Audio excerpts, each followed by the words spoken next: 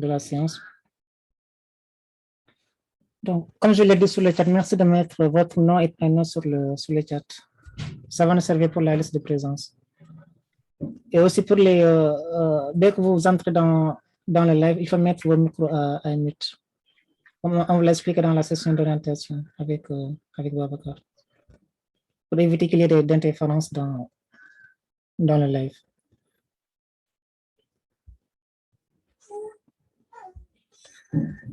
Voilà. Donc, bienvenue à la première séance du cours de Python 1, donc de janvier au mois de février 2022. Donc, comme on vous a expliqué dans la session d'orientation, donc pour les sessions live de Python 1, donc le but c'est quoi? C'est juste par exemple, vous avez le cours à l'avance, donc le but c'est d'apprendre le cours à l'avance, de faire les exercices, les quiz qui sont donnés dans le cours, ainsi que les notebooks. Et maintenant, dans les sessions live, telles que les mercredis et les samedis, donc si vous avez des questions par rapport au cours, donc tout ce que vous avez vu sur le cours qui sont postés dans le site, donc ce sera le moment de les poser, comme ça on va en discuter. Sinon aussi, si vous avez des problèmes sur les notebooks que vous avez, là aussi c'est le moment de poser vos questions pour essayer de les résoudre ensemble. Donc, au cas où il n'y a pas de questions, dans chaque séance aussi, il y a des fiches de TD qui sont préparées, qu'on va essayer de corriger ensemble. Donc, ça c'est le site du cours. Donc, on vous a expliqué ça la fois dernière.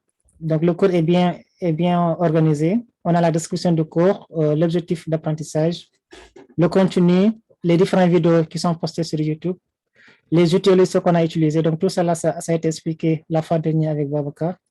Donc, nous, ce qui nous intéresse aujourd'hui, c'est le programme de la semaine 1. Donc, dans la semaine 1, donc dans les normes, vous devez normalement apprendre déjà ce qui est posté dans le cours de la semaine 1, à savoir les différents diapositifs et vidéos qui sont là. Donc, vous devez normalement le lire à l'avance. Et aujourd'hui, c'était juste une séance de questions-réponses et une séance aussi de correction des différents exercices qui sont postés. Donc, dans cette semaine-là, le programme, c'est quoi? Donc, on peut voir la notion de coder. C'est quoi coder? C'est quoi Python? Comment faire des calculs et comment afficher du texte avec le logiciel Python, comment utiliser le Google Colab et comment dessiner avec la tortue en Python. Donc ça, c'est le programme de la semaine 1. Dans les normes, vous devez apprendre tout ça et maîtriser ce qui est défini à l'intérieur. Donc s'il y a des questions par rapport à ça, donc je suis à l'écoute pour essayer de vous répondre. Des questions par rapport au cours ou bien par rapport à ce que Babacar vous a expliqué la fois dernière. Et il faut noter aussi, il y a des quiz à rendre pour chaque semaine et des notebooks à rendre aussi. Donc, pour la semaine 1, le quiz à faire, c'est le quiz 1. Donc, pour accéder au quiz, le lien est ici. Quand vous cliquez sur le lien qui est là, sur le lien ici, ça va ramener sur le quiz à faire dans la semaine. Donc, le quiz, c'est 10 questions notées sur 100 points. Donc, chaque question, c'est noté sur 10 points. Aussi, il y a le notebook à faire. Donc, on vous explique aussi comment faire pour, comment dirais-je, pour faire le notebook et comment le partager avec votre instructeur pour la correction et autres. Donc, le notebook est lancé ici, dans ce lien-là. Donc, si vous avez des questions, je suis à l'écoute. Au cas contraire, on essaiera de corriger la fiche de matériel. Donc, les matériels, c'est posté ici dans chaque session qu'on va faire. Par exemple, la session du 26 janvier, on a le lien du matériel qui est là. Donc, si on ouvre ce lien-là, ça va nous ouvrir le fichier PDF qui contient la liste des TD qu'on va corriger ensemble. Donc, à peu près, on a 5 à 6 exercices à faire ensemble.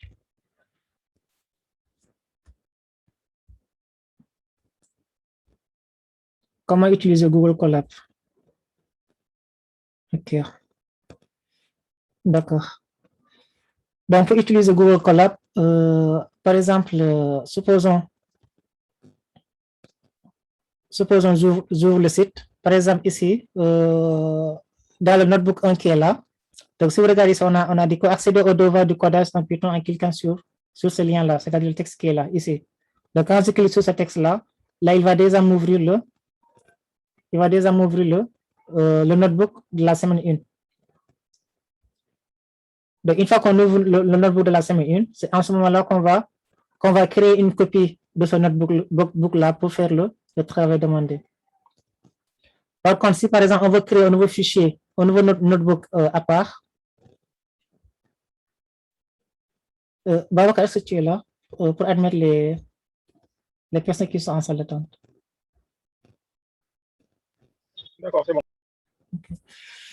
Donc voilà. Donc si par exemple on ouvre le notebook, les notebooks à faire pour chaque semaine. Donc dès qu'on ouvre le notebook, la première chose à faire sur ce notebook-là, c'est de créer une copie. Donc par exemple ça c'est le notebook qu'on a partagé, qu'on n'a pas le droit de modifier directement. Ce que vous allez faire, c'est juste créer une copie de ce fichier-là, de ce notebook-là. Donc pour faire ça, dès qu'on ouvre le notebook, on se rend sur fichier, dans fichier. Ensuite, quelque part ici, on a enregistrer une copie dans Drive. Donc, vous allez cliquer sur enregistrer une copie dans Drive. Donc, si on clique sur ça, enregistrer une copie, là, il va nous créer une copie de ce notebook-là, du devoir à rendre. Là, il est en train de créer le notebook. Il va me créer la copie. Donc, je vais prendre le temps qu'il le crée. Merci de mettre vos micros au silence, s'il vous plaît. Maintenant, une fois qu'il fait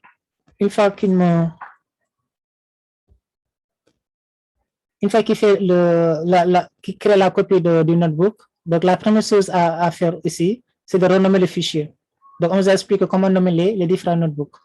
Donc, si vous regardez dans le code ici, la manière dont le fichier doit être nommé, c'est comment?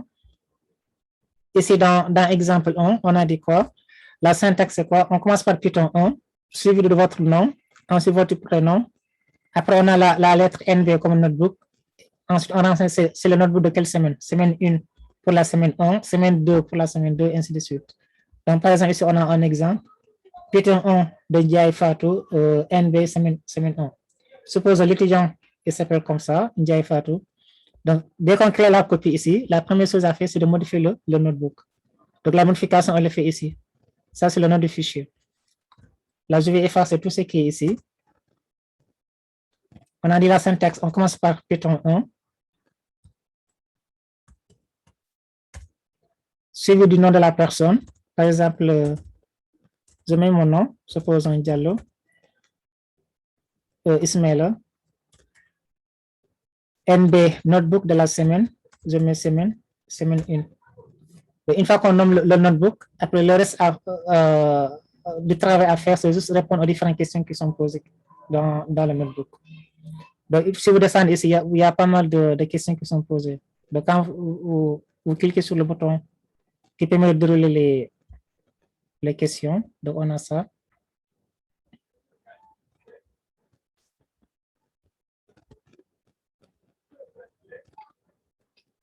Donc, tout ça là, ce sont des calculs. Il y a des exemples qui sont là. Aussi, les exemples, il faudra les exécuter. Donc, tous les codes qui sont là, il faut les exécuter. Par exemple, ici, le premier code qu'on a ici, on a juste mis 100. Quand je clique ici, ça permet d'exécuter. Donc, si vous n'exécutez pas ça, ce sont des points en moins que vous aurez quand on va faire la correction. Donc, tous les exemples qui sont là, il faut d'abord les tester avant de répondre aux différentes questions qui sont posées. Donc, si vous descendez vers le bas, vous allez voir les questions.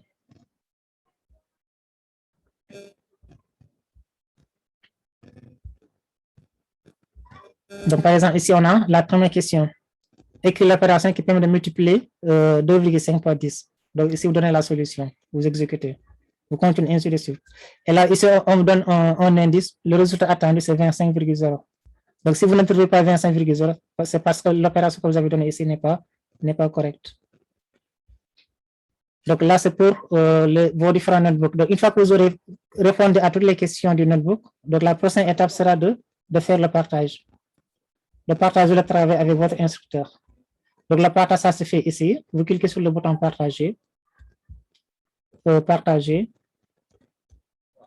Là, il va ouvrir une boîte de dialogue qui va permettre de renseigner l'adresse email qui est indiquée dans le site pour le partage et ensuite envoyer le notebook. Donc, ici, l'adresse qu'on vous a donnée ici, c'est quoi? C'est mdiangale Python 1. Donc, tout le notebook doit être envoyé sur cette adresse-là. Tous les notebooks, on l'envoie sur l'adresse mjangale Python 1. Donc, je reviens sur le notebook. Il est où? Là, je mets quoi? mjangale.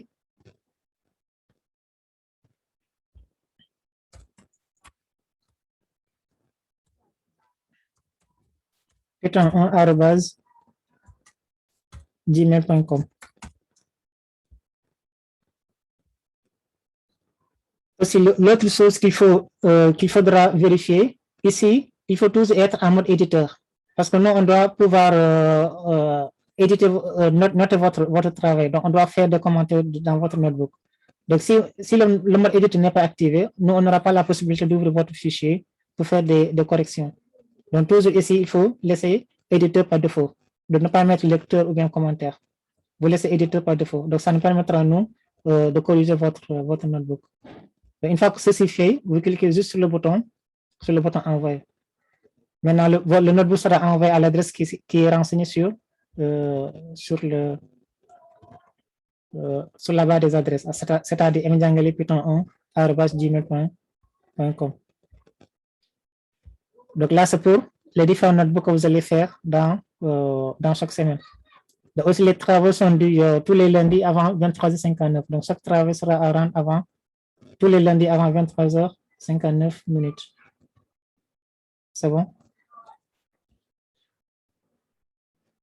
D'accord. Voilà. Donc, s'il n'y a pas d'autres questions, on va passer à la correction de la fiche de TD.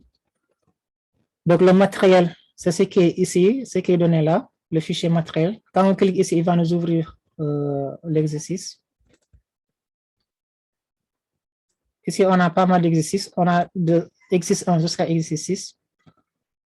Donc, on s'était juste fait une revue de Google Colab, comment écrire du code, comment écrire du texte, comment exécuter le programme, comment nommer son fichier et comment sauver son fichier. Donc, on va essayer de faire ça. Le premier exercice. Donc, par exemple, s'il y a un notebook qui est déjà ouvert, supposons là, j'ai déjà ouvert un notebook. Ce que je peux faire ici, c'est quoi? Je peux créer un nouveau notebook qui est vierge. Donc, pour créer un nouveau notebook, on vient sur le menu fichier. Ensuite, on va cliquer sur nouveau.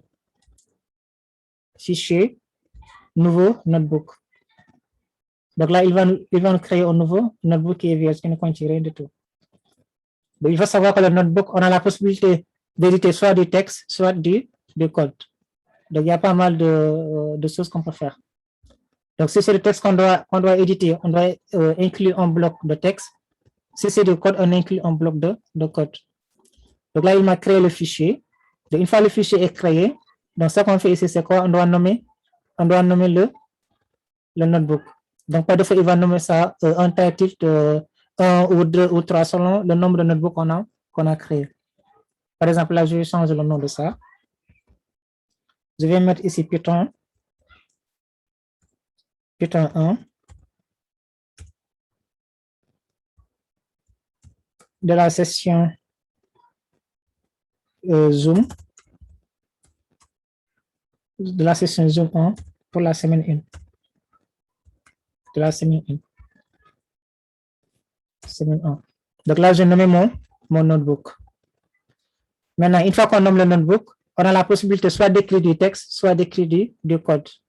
Donc, par défaut, ici, c'est un bloc code qui est affiché. Donc, ici, tout ce qu'on écrit ici sera considéré comme étant du code. Donc, le Python peut être considéré comme étant une calculatrice, comme c'est expliqué dans le cours. Par exemple, si je fais ici 14 plus 2, quand j'appuie sur la touche, quand j'appuie sur le touche exécuter, c'est-à-dire contrôle entrée, là, il va m'exécuter la commande que j'ai tapée ici, c'est-à-dire la somme de 14 et de 2. Là, il va m'afficher 16 dans les notes. Maintenant, pour exécuter le code, on a soit la possibilité de cliquer directement sur le bouton exécuter qui est là, ou bien sur le raccourci clavier, à savoir contrôle plus la touche entrée. Donc, quand on fait contrôle entrée, il va exécuter le code. Donc, si par exemple c'est du texte tout court qu'on veut écrire, là, on va créer un bloc texte. Donc, c'est le bloc qui est ici en haut. Bloc texte. Donc là, je vais créer un bloc texte que je vais nommer, par exemple, si on veut mettre le texte en titre, on commence par le symbole dièse. Là, je mets session Zoom 1 de la première semaine, donc de la semaine 1. Donc, ce texte-là, il va l'écrire en gros caractères sous forme de titre. Par contre, si c'est du texte simple qu'on veut écrire, donc ce n'est pas la peine de mettre le 10 devant. Par exemple, ça, ce n'est pas la peine de mettre le 10 devant. Supposons, là, je peux mettre tout simplement exercice, supposons, exercice 1. Exercice 1. Voilà. Là, c'est une revue de Google Colab.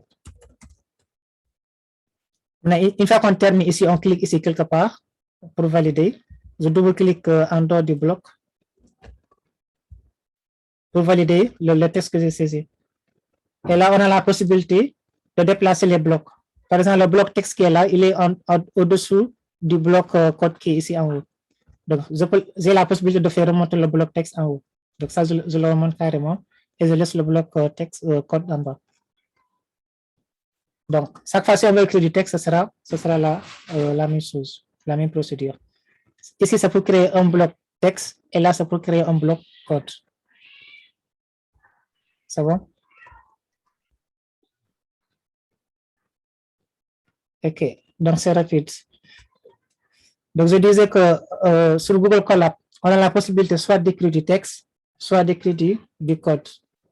Donc, si on veut écrire du texte, c'est le bloc texte qu'on va cliquer ici, le bouton texte qui est là. Là, ça nous permet de créer un nouveau bloc qui nous permet tout simplement de saisir des textes qui ne sera pas interprété, non exécutable. Par contre, si on veut créer des codes Python qui sera exécutable, là, on doit utiliser le bloc code en cliquant sur le bouton code qui est là. Là, il va nous créer un nouveau bloc.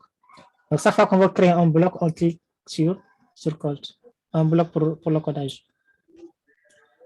Donc, ici, les revues qu'on va voir, comment écrire du code ici, comment écrire du texte, on a vu comment écrire du texte sous Python, sous Colab, comment écrire du code et comment l'exécuter. On a vu aussi comment nommer option fichier et comment faire le sauvegarde. Donc, la sauvegarde ici, ça se fait de manière automatique. Par exemple, ici, tout à l'heure, j'ai fait Python 1, session zoom 1, session 1. Et dès qu'on modifie le fichier, qu'on écrit quelque chose, là, automatiquement, il va enregistrer ça de manière automatique. Donc, ça, c'est le Google, c'est le driver qui permet de gérer la sauvegarde automatique. Donc, là, vous voyez ici, il m'a mis ici enregistrement. Donc, là, ça se fait de manière automatique. Dès qu'on modifie le fichier, pendant quelques secondes, il va faire l'enregistrement. Donc, nous, tout ce qu'on peut faire ici, c'est quoi? C'est juste nommer le fichier et éditer les différents codes ou bien les différents textes qu'on a à faire dans le notebook. Donc, ici, par exemple, là, on a fait la somme de 14 plus 2. Si, par exemple, on va afficher le texte, suppose on va afficher le texte bonjour. Par exemple, afficher. Si on va afficher, par exemple, hello world, qu'est-ce qu'on va faire ici? Quelqu'un peut m'indiquer la commande à taper si on doit afficher le code hello world, la chaîne hello world.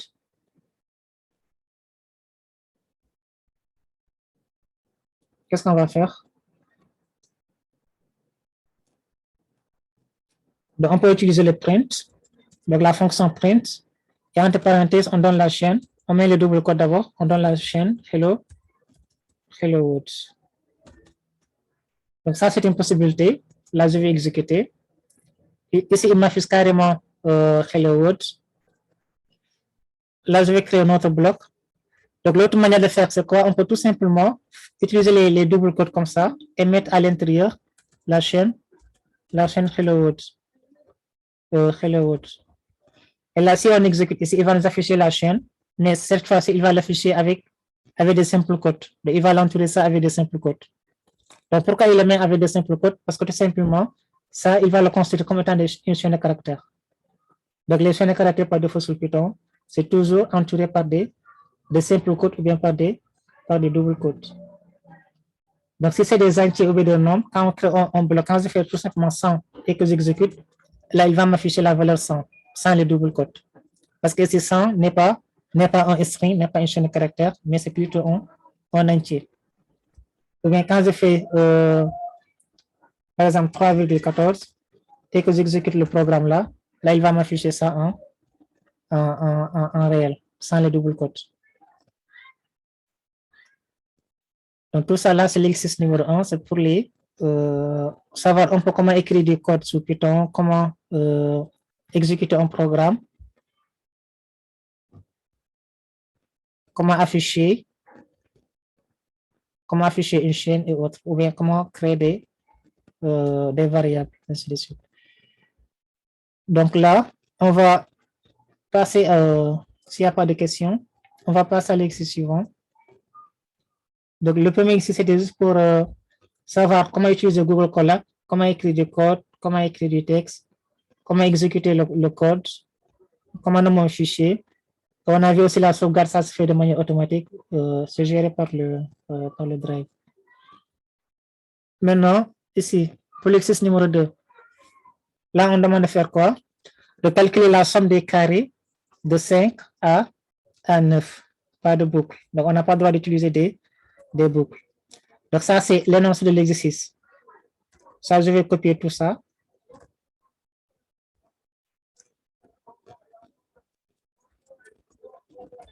Bon, je vais copier ça. Il est où notre...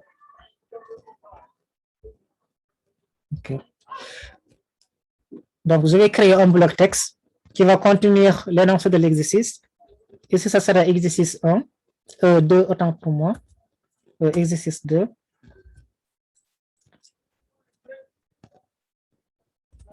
Exercice 2.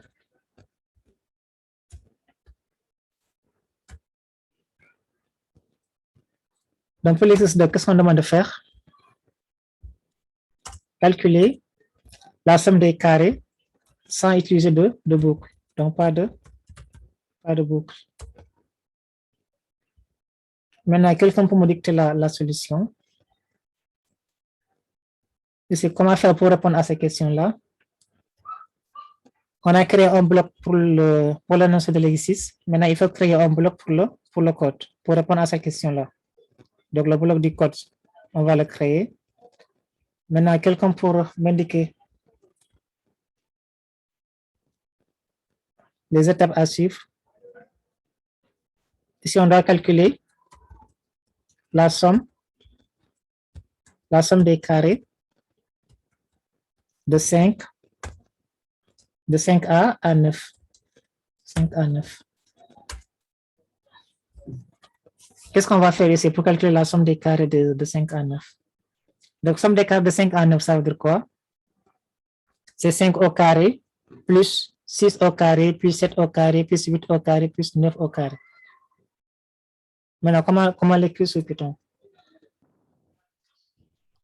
Simela. Oui. Simela. Oui. Bon, on doit faire. Oui, vas-y. On doit faire 5. 5. Double étoile.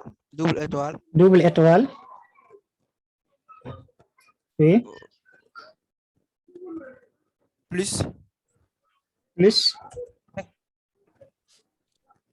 6 double étoile. 6 double étoile. Plus 7. Plus 7. 7. Double étoile. Double étoile. Plus 8. 8. Double étoile. Double étoile. Plus 9. Plus 9. Double étoile. Double étoile. Bon, Bon. Maintenant, après les carrés, on doit mettre fois 2. On doit mettre 2. On doit mettre 2. Ici, je mets 2. Oui. Ou bien partout, je mets 2. Avec les étoiles. Partout. Hein? Oui.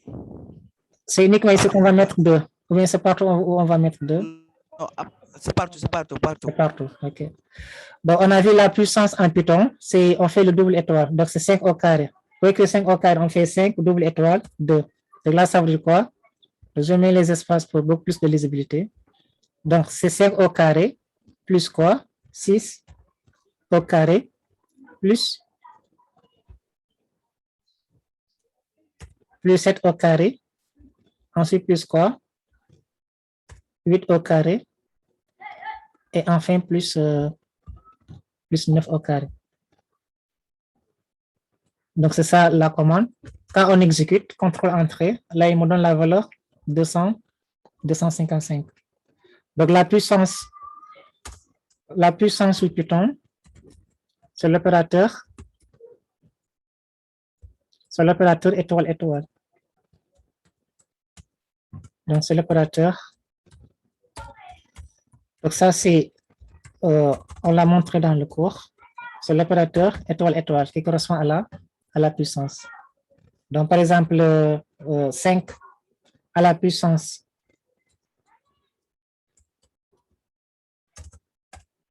à la puissance 2, c'est équivaut à dire quoi?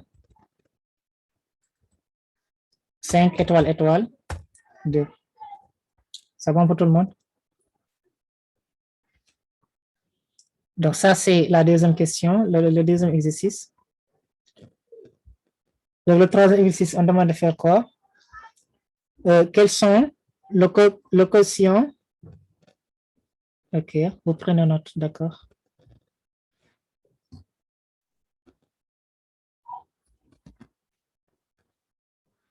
Après, de toute façon, le notebook, là, ça sera partagé dans le site après. Donc, vous aurez la correction de tout ça.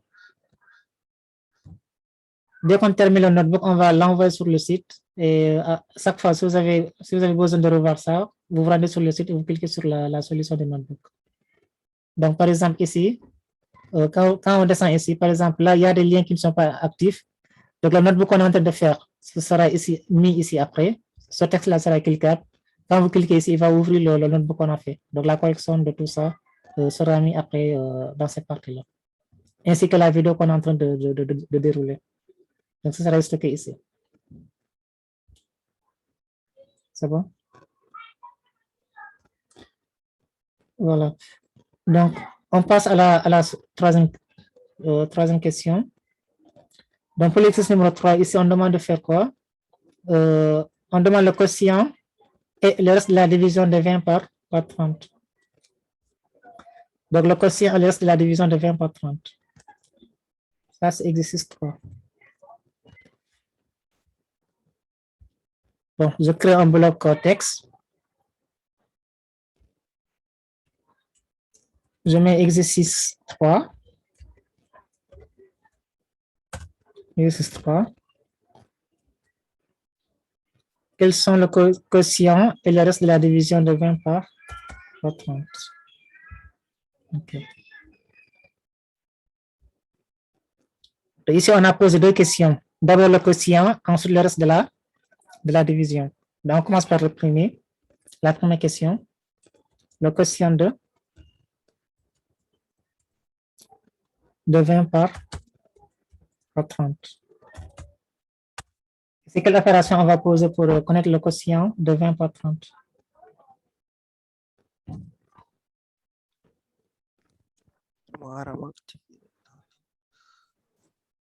Oui, Ibrahim. Bon, on doit faire 20/30. On met 20/30. Après là, on exécute. Donc, si on exécute ici, il nous donne le résultat. Donc, 20 divisé par 30, c'est 0,6666, et ainsi de suite. Maintenant, pour la deuxième question, on demande le reste de la division. Le reste de la division. Toujours de 20 par 30. Ici, on va poser quelle opération?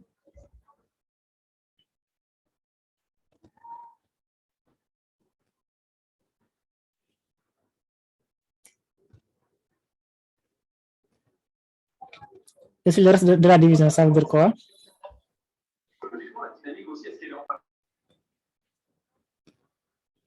Va. 20, oui. Moins.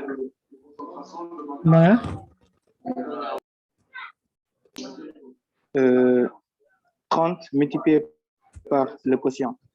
30 multiplié par le quotient. Donc, le quotient, pour l'avoir, c'est 20 divisé par 30. Donc, je fais 20 sur 30. Oui. OK. 20 sur 30. Là, on exécute. Là, il me donne, c'est égal à 0,0. 0. Bon, attendez, je partage le tableau.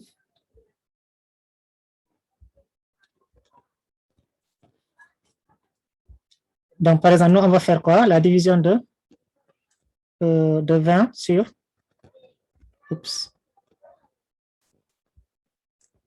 30.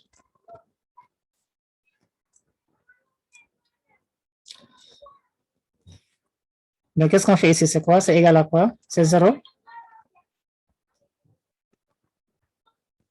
Donc, 0 fois 0, ça donne 0. Ici, on aura quoi comme résultat? 20. 20. On emprunte ici un 0. Là, on place là, la virgule. Donc, tout à l'heure, on avait trouvé 6 pour le quotient. Donc, ça sera 6. Donc, 6 fois 0, ça donne 0. 6 fois 3, ça donne 18. Côté de 20, ça donne 2. On en prend encore notre dixième pour continuer. Donc, ici, normalement, le reste de la division, on devait trouver combien? On devait trouver combien? 2.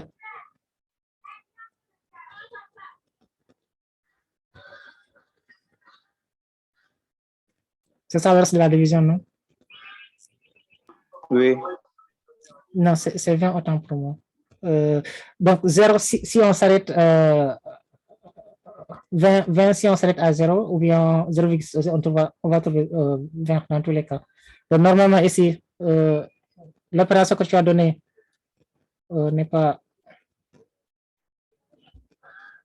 bon. Donc, il y a, en informatique, il y a un opérateur qui s'appelle le modulo. Je ne sais pas si vous le connaissez. Donc, le modulo, ça permet de calculer le reste de la division. Donc, ça, c'est la formule mathématique de base, la formule arithmétique que vous avez utilisée, je crois, ici. Mais ici, en informatique, il y a un opérateur qui s'appelle le modulo. Oui, oui. Le modulo. Donc, le modulo, c'est juste le pourcentage. Donc, c'est cet opérateur-là qui permet de calculer le reste de la division. Donc, le modulo, ça calcule juste le reste. 20 pourcentage 30. Oui, le reste de la division. Et ici, qu'est-ce qu'on fait? C'est quoi? On met tout simplement 20 modulo pourcentage 30. Et là, si on exécute, normalement, il va nous renvoyer la valeur 20. Donc, c'est la même chose qu'on a trouvé sur notre tableau blanc qui est là. Donc, le reste de la division de 20 sur 30, c'est 20. C'est bon?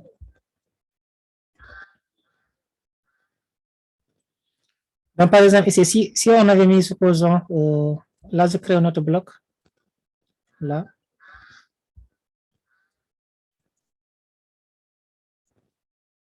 Et si on avait fait, par exemple, 20, 2/30. Ici, qu'est-ce qu'on a comme résultat? Là, il m'a affiché 0. Donc, pourquoi on a 0 ici? D'après vous.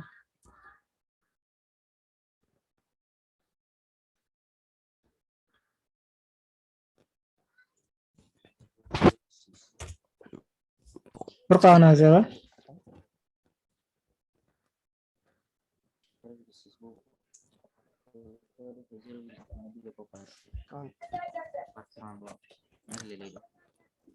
C'est 0. Hein? Oui, vas-y, Ibrahim. Bon, on peut dire qu'on a divisé 20. On peut dire qu'on a divisé 20 par 30. Et le résultat trouvé, on l'a redivisé encore par 30 encore. Par 30. OK. C'est bon. Normalement, si vous regardez dans le cours, on a deux opérateurs pour la division. On a la division pour les nombres réels et la division pour les nombres entiers. Donc, si par exemple, on va faire la division pour les nombres réels. Donc, les nombres réels, ce sont les nombres décimaux, c'est-à-dire des nombres qui doivent avoir des virgules. Donc, si on fait un seul slash, donc le résultat qu'il va donner, ce sera sous forme décimale, c'est-à-dire en réel. Il va prendre des chiffres avec des virgules. Mais si par exemple, on va faire la division en mettant tout simplement la partie entière, on n'a pas besoin de la partie décimale. Là, on va mettre le double slash.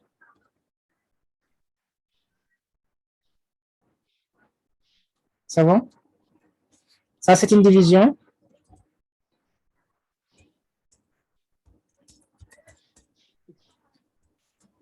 Pour la partie entière. Donc, il va prendre simplement la partie entière comme résultat. Donc, la partie décimale, là, il va l'ignorer. Par exemple, ici, la partie décimale, c'est quoi? C'est 666, ainsi de suite. On a des 6 partout. Et la partie entière ici, c'est 0. Donc, si on avait mis, par exemple, supposons 50 divisé par 30, là, il va m'afficher le résultat en entier, pas en décimal. Si je mets un seul slash, là, il va m'afficher le résultat avec des virgules, 1, quelque chose. Maintenant, ça dépendra de ce que vous voulez faire. Si vous voulez faire une division en maintenant tout simplement la partie entière, là, vous allez faire un double slash. Mais si vous voulez avoir le nombre réel, la partie décimale, dans ce cas-là, il faudra mettre un seul slash. C'est bon? Il faut faire la différence entre ces deux opérateurs-là.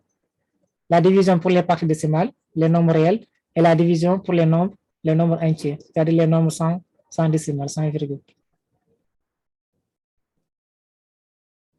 C'est bon? OK. Donc, s'il n'y a pas de questions, on continue. C'est bon pour tout le monde, n'est-ce pas? OK. Maintenant, ici, pour l'exercice numéro 4,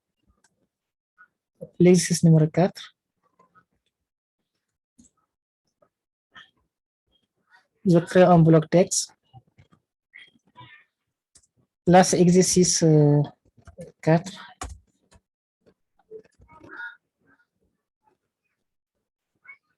Donc, l'exercice 4, on demande de faire quoi? Imprimer la chaîne de caractères, à savoir codée à la maison. Donc, ici, on a la chaîne codée à la maison, en utilisant 4 chaînes de caractères et la concaténation. Donc, dans le cours, vous avez vu comment faire la concaténation, donc la fusion de 2 chaînes différentes. Donc, quelqu'un peut me dicter la solution à faire. Là, on va imprimer la chaîne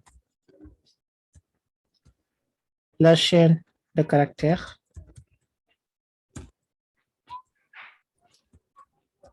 Codée à la maison, en utilisant 4 chaînes de caractères.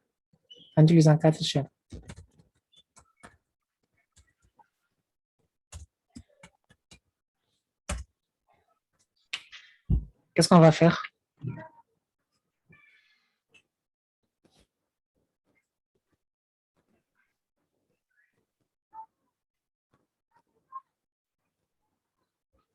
Imprimer, ça veut dire afficher. Donc, tout à l'heure, on avait fait un exemple sur l'affichage avec le Hello World. Donc, on a vu comment afficher une chaîne de caractères. Ouais. Et c'est qu'est-ce qu'on va faire? Oui. Donc, on va mettre print. On ouvre les parenthèses. On ouvre aussi les guillemets. Les double quotes. On fait entrer coder à la maison. Je fais coder. J'écris carrément coder à la maison. Oui. OK. Bon, la concaténation, vous dites quoi? Addition ou bien? Oui, c'est la diffusion de 2 chaînes. Par exemple, on peut avoir ça. Par exemple, la chaîne, supposons bonjour, par exemple.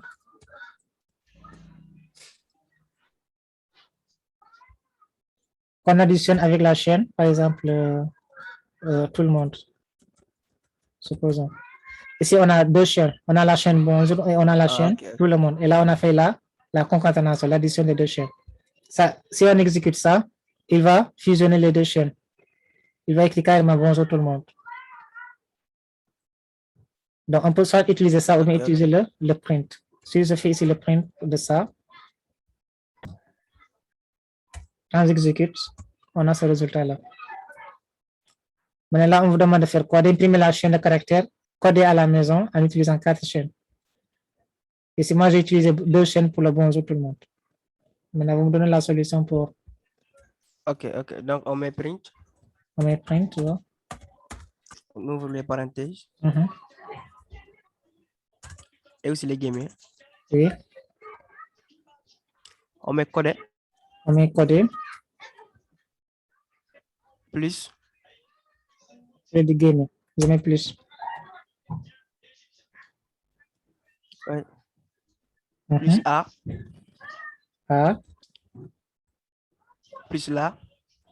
Plus là. Plus maison. Plus maison. OK. Mais c'est quand j'exécute, qu'est-ce qu'on aurait ici comme résultat? D'après vous? On aura codé à la maison. Codé à la maison. Mais là, ici, il va tout coller. Si vous regardez ici, il a mis quoi? Codé à la maison. Mais ici, qu'est-ce qui manque dans OK, l'espace. l'espace? Donc, après codé, on fait espace. Après le A, on fait espace. Après le là aussi, on fait. Après là, on fait aussi espace. Espace. Pour éviter de coller les chaînes. Coder à la maison. C'est bon?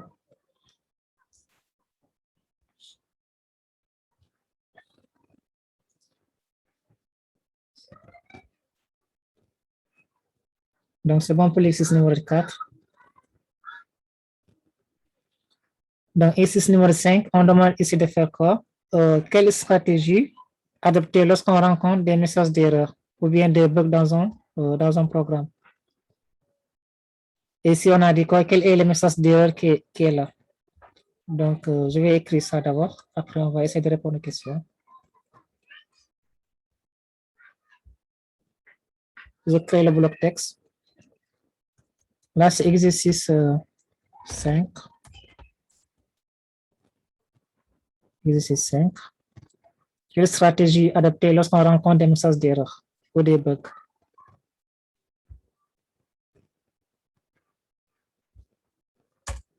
Okay. Après, ici, on a donné un exemple de code avec un message d'erreur. Ici, on a fait print codé. Donc, je réécris ce code-là. Print codé. Ensuite, on exécute. Maintenant, je vous écoute. Donc, s'il y a une erreur, ici, on a écrit un code print codé. Donc, le code ici a généré une erreur. Maintenant, ici, on me demande si vous rencontrez ce genre de problème-là, qu'est-ce qu'il faudra faire? Quelle stratégie faudra adopter pour essayer de corriger votre erreur-là? Qu'est-ce qu'il faut faire si on rencontre une erreur?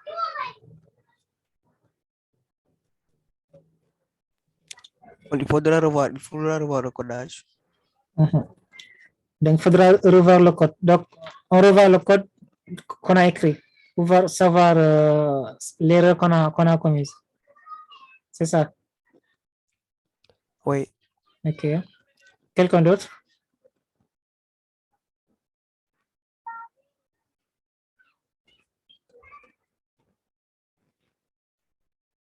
Donc, par exemple, ici, pour ce message d'erreur-là, qu'est-ce qu'on a ici comme information? Quand je fais print codé, ici, il m'a affiché quoi? Là, il m'a mis file, line 1, print, il m'a affiché le code. Et ici, il m'a fait quoi? Syntax error. Ça veut dire end of line, le E, O, et le L, end of line. While scanning, string literal. Donc, si on rencontre un message d'erreur, donc la première chose à faire, c'est de lire le message d'erreur. Donc, chaque fois qu'on commet une erreur, il va indiquer c'est quel type d'erreur qu'on a commise. Donc, les messages d'erreur, la plupart du temps, on les écrit en anglais. Donc, ici, la syntaxe qu'on a ici mise, c'est quoi? On a dit l'erreur ici qu'on a, c'est de type syntactique. Ici, on a commis une erreur syntaxique. Là, il a dit quoi? Syntax error. Et là, il a signalé end of line. On a fait une erreur à la fin de la ligne. Donc, si vous regardez ici, il a signalé ici la fin de la ligne avec le chapeau qui est là. Et l'erreur, ça se trouve ici à ce niveau. Donc, l'erreur qu'on a commis ici, c'est quoi? Là, on a oublié de faire quoi ici? Guillemets. On a oublié de fermer les guillemets. Donc, l'erreur, c'était ici. Donc, là, il a signalé une erreur à la fin de la ligne quand il a essayé de scanner la lettre, la chaîne de caractères qui est là. Donc là, l'erreur qu'on a commis, c'est juste oublier de fermer les guillemets. Donc la première chose à faire, on lit le message d'erreur, on essaie de comprendre le message et de le corriger. Si par exemple on a du mal à comprendre, à détecter l'erreur qu'on a commise, donc on a la possibilité de faire des recherches sur Internet, de faire des recherches dans les forums, parce que parfois on peut faire des erreurs que quelqu'un d'autre a commis il y a pas longtemps et qu'il a pu corriger. Donc la plupart dans les erreurs de codage, quand on les commet, si on ne trouve pas la solution, on a la possibilité d'introduire certains forums qui sont ici que pour répondre à ces genres de problèmes. Donc, quand on veut faire ça, poser des questions dans un forum, si vous regardez ici en bas, on a un bouton qui s'appelle Change Stack Overflow. Donc là, ça permet de faire une recherche directement sur Internet avec comme texte de recherche le message d'erreur qu'il a indiqué ici, c'est-à-dire syntax error and offline. Donc, quand je clique ici, par exemple, là, il va lancer un nouveau onglet et il va introduire directement Google. Donc, la question de l'erreur, il va directement la lancer sur la barre de recherche de Google. Et ici, il a proposé pas mal de sites qui ont à peu près rencontré le même message d'erreur. Maintenant, ce qu'il faudra faire, c'est quoi? Vous visitez l'un des forums, vous regardez par exemple les solutions qu'ils ont proposées pour résoudre le problème et vous essayez de l'adapter par rapport à votre problème. Ça, c'est le cas où vous ne savez pas corriger l'erreur. Vous ne connaissez pas pourquoi vous avez cette erreur-là. Mais par contre, si vous connaissez l'erreur, ce qu'il reste à faire, c'est juste la corriger. Mais sinon, notre erreur qu'on avait fait, c'est juste on avait oublié de fermer les double quotes, les guillemets. Maintenant, supposons par exemple, je fais ça. Par exemple, 15 divisé par 0. J'affiche 15 divisé par 0. Quand je lance l'exécution ici, là, il va me générer aussi une erreur. Ici, le type d'erreur qu'il a généré ici, c'est quoi? 0, division, erreur. Donc, ça, c'est le type de message d'erreur qu'il a affiché. C'est-à-dire, on a essayé de diviser un nombre par 0. On sait qu'on ne peut pas diviser un nombre par 0. Donc, ça, c'est pas possible. Donc, si vous rencontrez ce message d'erreur-là, c'est parce que vous avez commis ici une erreur. Soit vous avez oublié de mettre, supposons, ici un 1, ou bien vous avez oublié de mettre ici un 2, ainsi de suite. Donc là, vous essayez de corriger votre erreur. Donc, chaque erreur qu'on commet avec le message qu'il va envoyer. Donc, c'est bien organisé. Chaque type de message d'erreur, c'est classé par catégorie. Et là, si vous corrigez l'erreur, ça va passer. Donc, l'autre message d'erreur que vous pouvez avoir, c'est par exemple, quand on utilise un nom qui n'existe pas, par exemple, là, je mets Toto au hasard, là, je valide, il va me signaler une erreur. Suppose on veut écrire la chaîne Toto, nous on met tout simplement Toto sans les chaînes, sans rien du tout. Là, il signale une autre erreur de type name error. Donc, name error, ça veut dire quoi? On a utilisé un nom que Python ne comprend pas, qui n'est pas défini. Donc, normalement, dans les prochaines séances, vous allez voir les notions de variables et autres, comment définir une variable, et ainsi de suite. Donc, ici, qu'est-ce qu'on a fait? On a écrit ici une chaîne que Python ne comprend pas, tout simplement. On n'a pas mis le double quote. Là, il a signalé une erreur, name error. Toto is not defined. Donc, le mot Toto n'est pas défini. Donc, Python ne connaît pas Toto. Donc, soit vous avez omis de mettre le double quote, soit le nom de variable que vous avez utilisé n'est pas correct. Là, vous essayez de corriger votre message d'erreur. Par exemple, supposons on veut mettre tout simplement imprimer Toto avec les double quotes, la chaîne Toto, tout simplement. C'est bon. Donc, chaque fois quand vous rencontrez des messages d'erreur, donc ce n'est pas la peine de paniquer. Il faut juste lire le message d'erreur. Il faut juste lire le message d'erreur, essayer de comprendre ce qui est indiqué et la corriger. Donc, si vous avez du mal à le faire, on fait une recherche sur les forums pour essayer de trouver la solution. Donc, ici, en cas de message d'erreur,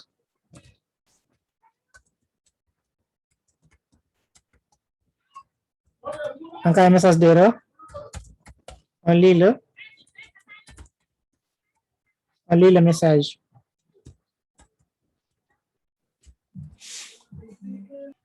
Pour identifier c'est quel type. d'erreurs qu'on a commis.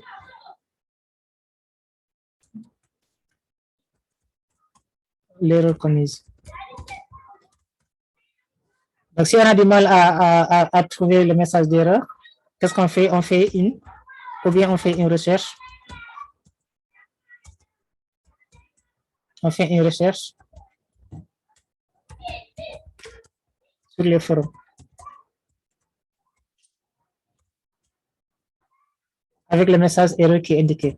Avec le message d'erreur indiqué.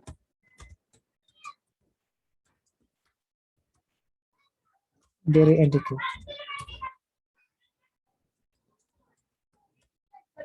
Donc, pour faire ça, il faudra juste cliquer sur le Choice Stack Overflow. Et là, il va faire directement la recherche sur Google avec le message d'erreur qui est renseigné dans cette partie-là. Donc, ça, il va indiquer le type d'erreur.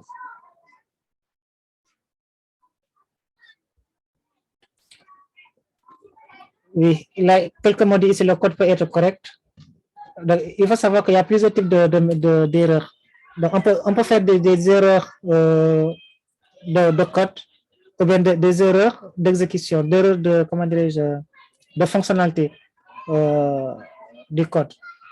Maintenant, selon le type d'erreur que vous avez commis, j'essaie de lire le message d'erreur qui est indiqué.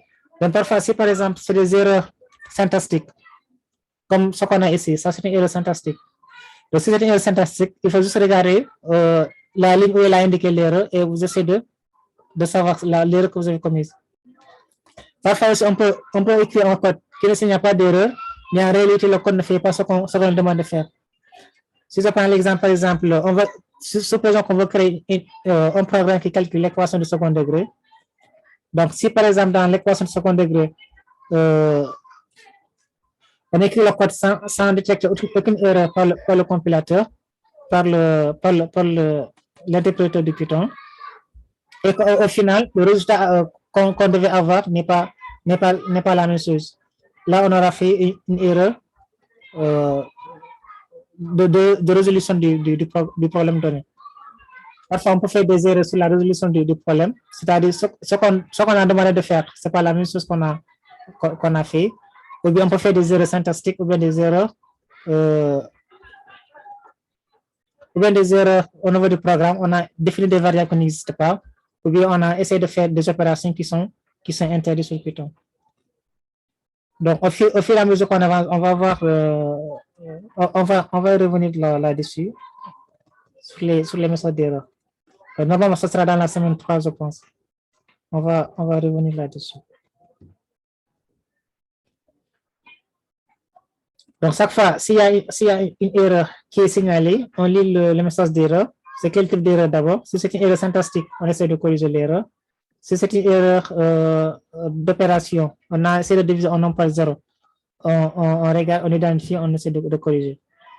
Maintenant, si on a du mal à trouver l'erreur, on fait une recherche sur Google, sur les forums. C'est bon.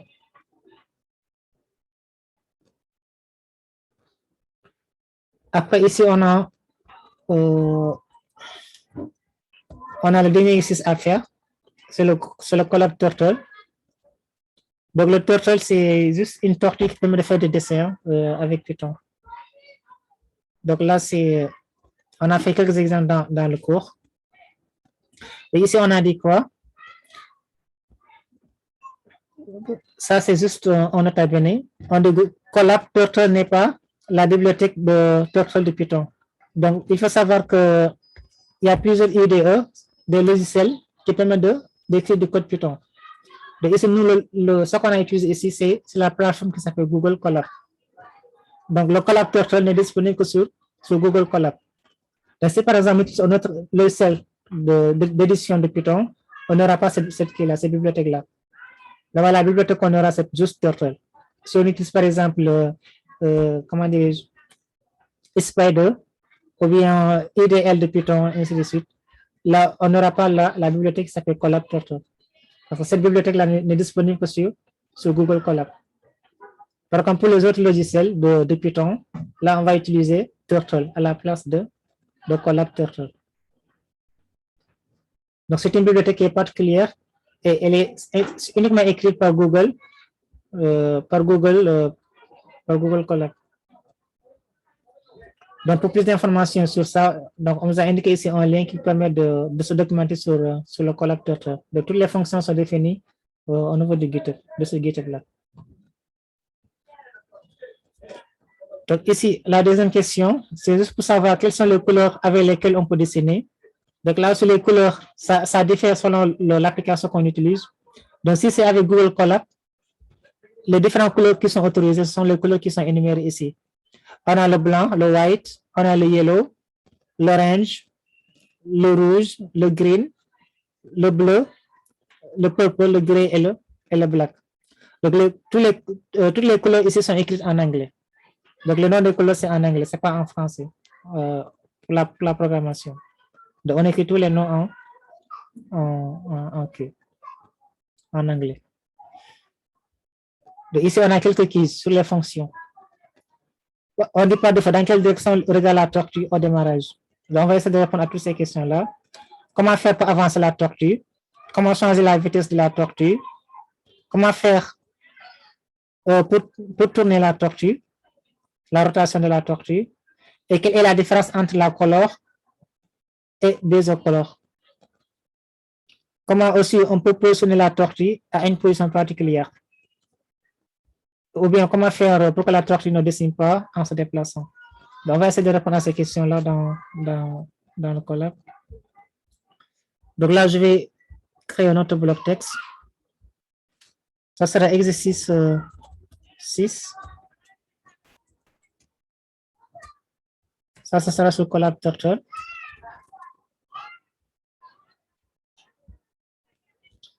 Donc, si on doit utiliser la tortue, quelle est la première chose à faire? La première chose à faire ici, c'est quoi? Si on doit utiliser la tortue.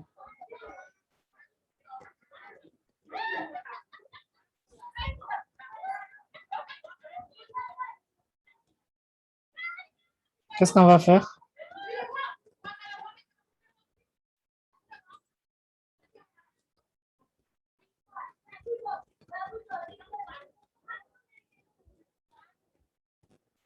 Si on va utiliser la tortue, qu'est-ce qu'on va faire en premier lieu? On a la bibliothèque, elle est définie dans.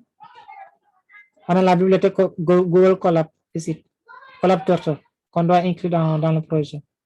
Mais avant l'inclure, il faut d'abord l'installer.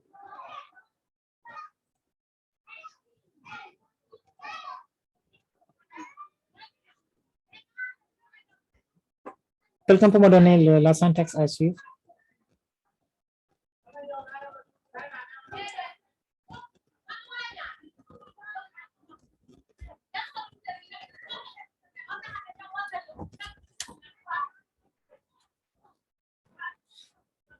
Donc, la première chose à faire ici, c'est quoi?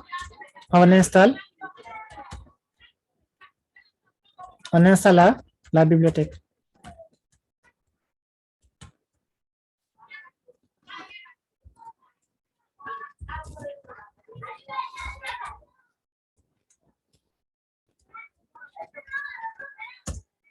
Quelle est la commande qui permet d'installer la bibliothèque?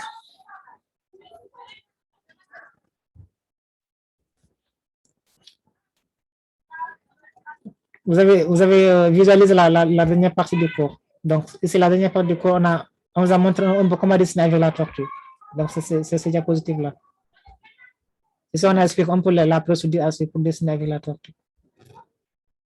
Donc, la première chose à faire ici, c'est quoi? On installe quoi? On installe la bibliothèque.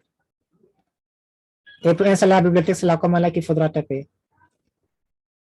Point d'exclamation, pipe 3 install, Colab Turtle. Donc, ça, c'est la première chose à faire. Après, vous pouvez revoir cette partie du cours. Essayez de comprendre ce qui est mis dedans. Donc, la première chose à faire, on installe la bibliothèque Colab Turtle. On peut l'installer, on fait point d'exclamation, pipe 3, install, Colab Turtle. Et là, on exécute le programme. Donc là, il va télécharger la librairie de Google Colab et il va l'installer.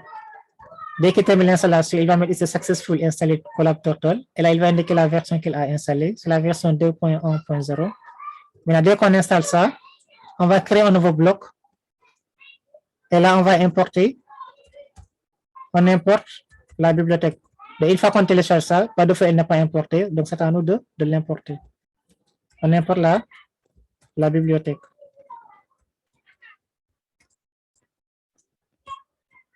Colab Turtle. Donc, pour importer la bibliothèque, la syntaxe aussi c'est indiqué dans le cours. Il faut mettre quoi?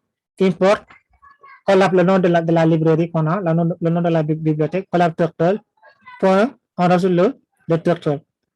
Maintenant, ici, le AST, là, ça permet tout simplement de redéfinir la bibliothèque.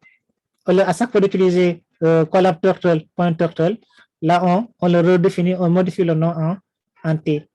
De ce fait, si on va appeler des fonctions qui sont définies à l'intérieur de la bibliothèque, on fera tout simplement T point, la fonction qu'on souhaite appeler. Donc ici, pour l'importation, on fait la même chose. On utilise la commande import. On donne la librairie. Ensuite, on fait point turtle. Point turtle. Et une fois qu'on n'a pas la librairie, on a la possibilité de le renommer. Donc, as, ça permet de faire un renommage. Donc, on renomme le nom de la librairie, as t, comme turtle. Après là, une fois qu'on renomme la bibliothèque,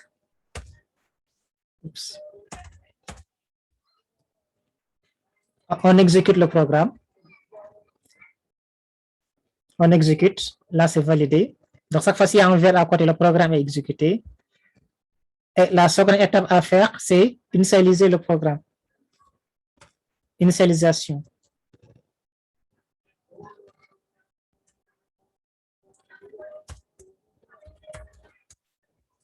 Du turtle. Pour l'initialiser, il y a une fonction qui s'appelle t.initialize.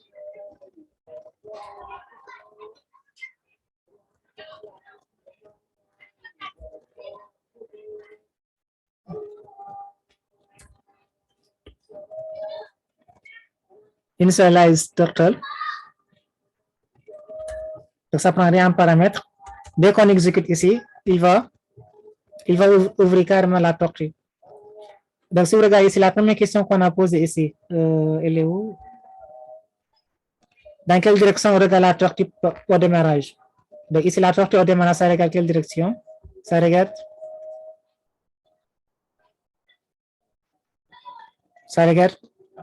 en haut. Donc, la tortue, par défaut, elle est orientée verticalement et dirigée vers le haut. Donc, c'est la première question qu'on a posée. Donc, première question, la tortue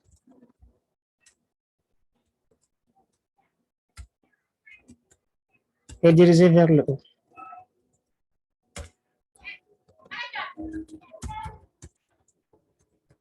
Est dirigée vers le haut. Ça, c'est la première question à la première question qu'on a ici, la première réponse à notre question. Maintenant, comment faire pour avancer la tortue?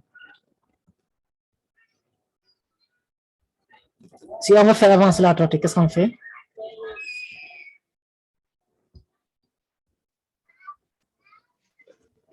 Ismaïla? Oui. Pour avancer la tortue, on clique sur forward. Forward. Forward. OK. Forward, entre parenthèses, on indique le pas. Le chiffre. Oui. Donc, ça c'est le pas d'avancement de la tortue. Par exemple. On donne combien, par exemple? On parle de combien? 100. OK.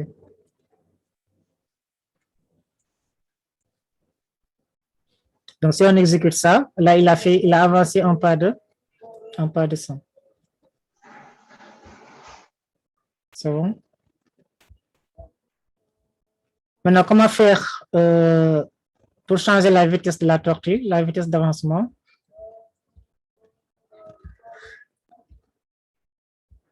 Et pour changer la vitesse,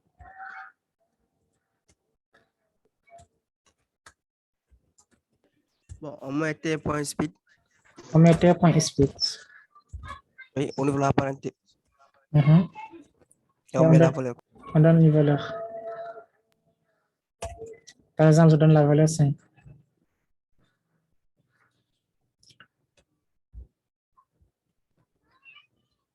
Comment faire pour tourner la tortue? Comment faire pour tourner la tortue? Donc, supposons ici, on va dessiner, supposons un rectangle, par exemple. Là, on a avancé de 100 pas. Quelle est la prochaine étape à faire pour dessiner notre rectangle? On va mettre t.right. Right, on tourne à droite. De combien de degrés? On met 100. Si on doit créer un rectangle, donc l'angle de rotation, on prend... ce sera 90 degrés. Oui, on prend 90. Donc là, on va dire, on va tourner. On tourne à 90 degrés. À droite. Donc, quand on exécute ça, vous allez voir, il va avancer de 100 pas et il va tourner de 90 degrés à droite. Maintenant, la tortue est orientée ici, à droite. Maintenant, si on va avancer à nouveau de 100 pas, ou bien de 50 pas, on va faire t.forward, entre parenthèses, 50. Et là, ici, il va aussi avancer de 50 pas.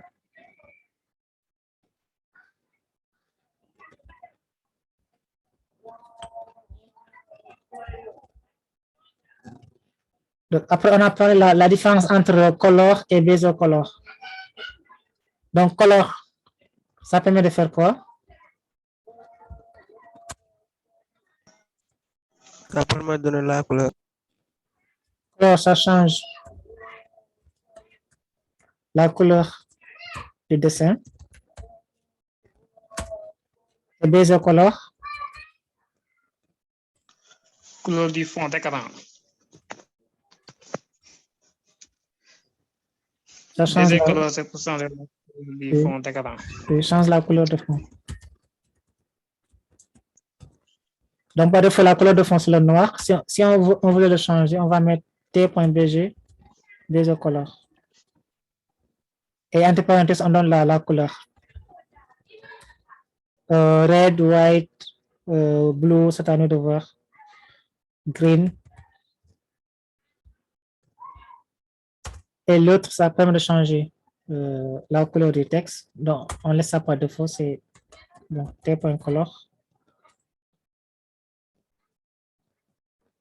Là, on met par exemple red.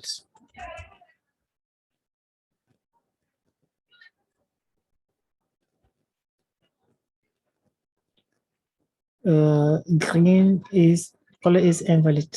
Green, il y a N, non?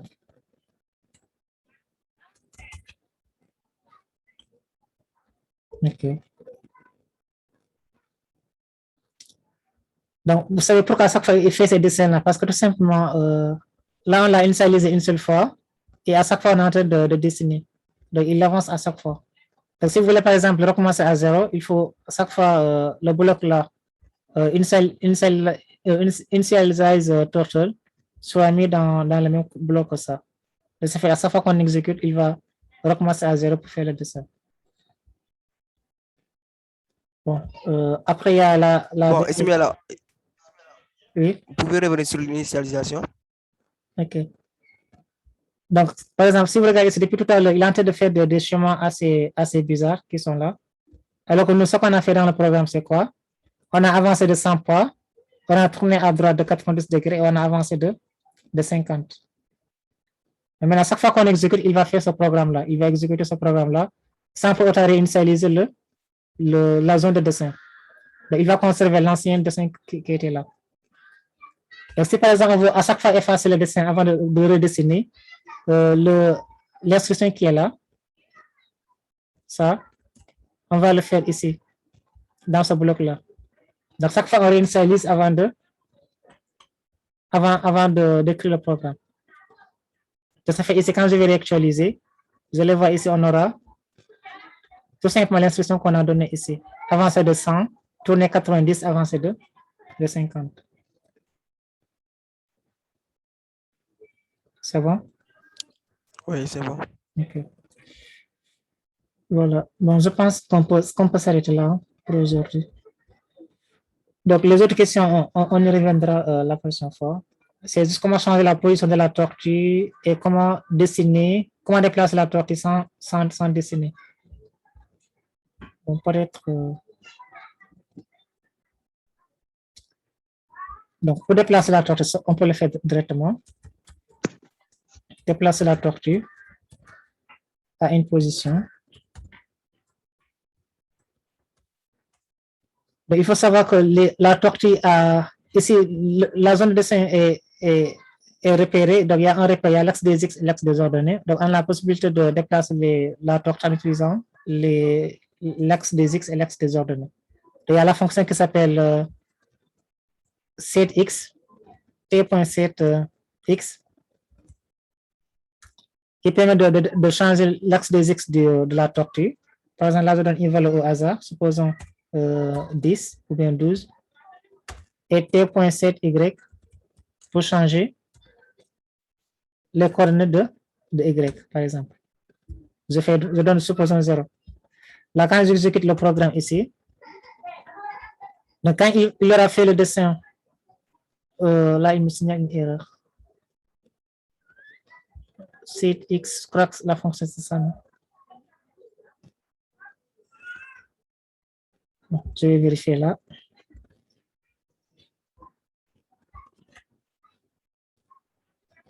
Donc, le X est en minuscule. Donc, c'est en minuscule, le X et le Y. Il faudra faire attention sur Python parce que la lettre minuscule et la lettre majuscule, c'est il y a une différence d'interprétation. Donc, quand je fais ici t.x12 et t.7y0, là, une fois qu'il fait le dessin là, il va directement partir à la position x d'abord égale à 12 et à la position y égale à 0. Donc là, quand il se déplace aussi, il fait le dessin. Donc si par exemple, on ne veut pas qu'il dessine quand il se déplace, dans ce cas-là, il faut désactiver le pinceau. On va mettre ici t.pen up pour désactiver le dessin par défaut. Là, quand on exécute ici, là, il va se déplacer sans pour autant dessiner. Là, il est parti à ces positions-là. Là, si je mets par exemple 100, 120, et là, je donne 100 ici, par exemple. Je réexécute. Donc, quand il termine de dessiner, il va se mettre ici à cette position-là. Donc, si on veut redessiner à nouveau, il faut rabaisser le pinceau. Donc, pour rabaisser le pinceau, on va mettre t.pen down. Comme ça. Et maintenant, quand on fait le déplacement, là, il va dessiner. C'est bon? Bon, maintenant, je pense qu'on va s'arrêter là. On a dépassé largement l'heure. Donc, s'il n'y a pas de questions par rapport à ça,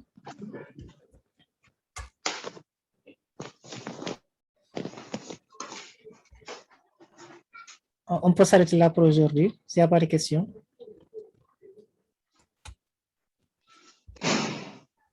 Là, on désactive le pinceau. Oui. Aujourd'hui, il n'y a pas d'exercice ou bien? Il n'y a pas d'exercice à faire. À part les notebooks à rendre, il faut faire les notebooks et les quiz. Donc, le notebook, je l'explique tout à l'heure. Donc, c'est quand vous entrez dans le site. C'est le travail à rendre au plus tard le lundi prochain. Donc, le quiz, c'est ça. Vous cliquez sur ce lien-là pour accéder au quiz. Vous répondez aux différentes questions qui sont là pour le quiz. Pour des synonymes de programmer ou bien calculer ou bien écrire, vous choisissez la bonne réponse. Et dès que vous aurez fini, vous validez en bas. Envoyez. Vous avez aussi la possibilité de refaire le quiz à plusieurs reprises. Par contre, le notebook, on le fait une seule fois et on l'envoie. Le notebook, c'est ça. Le lien est ici. Quand vous cliquez là, il va vous ouvrir le notebook qui est là. Donc, ce que j'ai expliqué tout à l'heure, dès qu'on ouvre le notebook, on doit créer une copie de ça. Pour créer la copie, on vient sur le fichier, enregistrer une copie dans Drive. De ne pas utiliser le notebook qu'on a partagé. Vous créez votre propre notebook. Juste une copie de ça. Enregistrer une copie. Là, il va créer une copie du notebook. Et après, la prochaine étape, ce sera de renommer le notebook. Donc, par défaut, il va nommer ça copie ne pas modifier, et ainsi de suite. Donc, on attend le temps qu'il charge le notebook. Donc, il va nommer sa copie de ne pas modifier, faire une copie renommer, ainsi de suite. Donc, vous changez le nom de ce fichier-là. Vous cliquez là, vous effacez tout ce qui est à l'intérieur. Et là, vous nommez le fichier. Donc, la convention, on met Python 1, votre nom de famille, par exemple Diallo, suivi du prénom Ismaïla. Après, on fait NB comme notebook et on indexe quelle semaine, c'est notebook de quelle semaine. Si c'est la semaine 1, on met semaine 1. Si c'est la semaine 2, on met semaine 2, et ainsi de suite. Et dès qu'on termine, on répond aux différentes questions qui sont là. Donc, chaque fois, on donne des exemples. Donc, tous les exemples qui sont là, il faudra les exécuter. Donc, tout ça là, ce sont des exemples.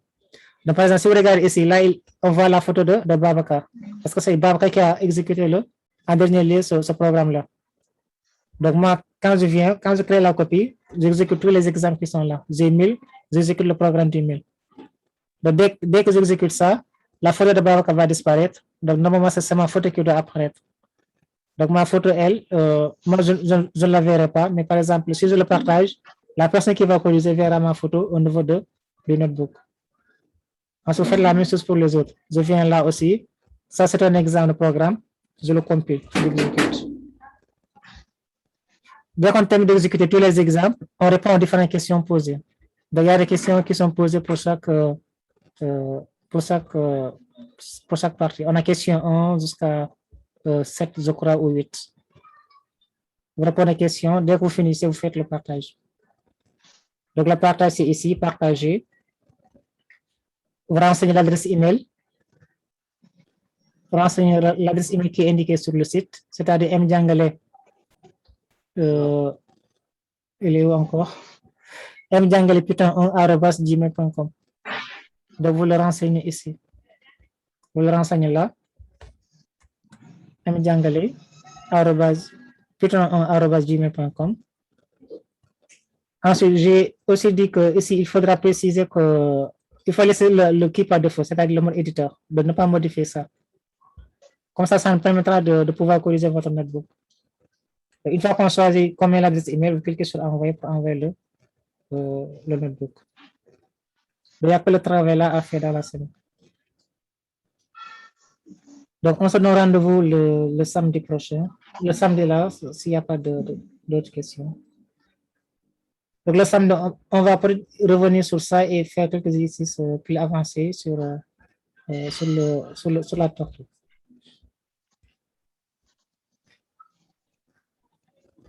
C'est bon?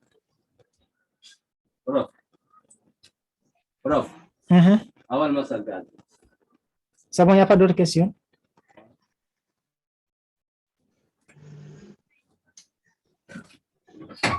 Bon, s'il n'y a pas d'autres questions, on peut s'arrêter là pour aujourd'hui. Donc, on se donne rendez-vous le samedi à 18h.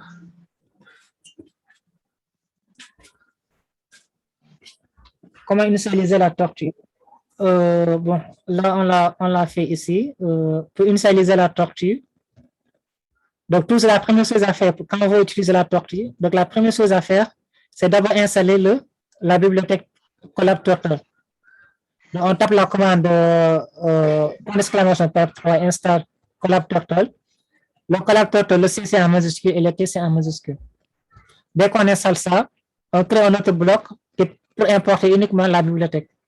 Donc, on importe la bibliothèque avec la commande import Colab Turtle as T.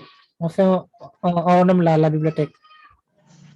Maintenant, dès qu'on nomme ça, maintenant pour le réinitialiser, on fait juste appeler à la fonction initialize turtle. Donc, c'est ça qui permet de réinitialiser la tortue. Donc, c'est ça qui permet d'initialiser la tortue. Ibrahim, tu es perdu. Non, non, ça va, ça va. Ça va, C'est ok, trop. d'accord. Ok. Donc, voilà. Je pense qu'on peut s'arrêter là. On se donne rendez-vous le samedi pour voir d'autres choses. Merci et à très bientôt.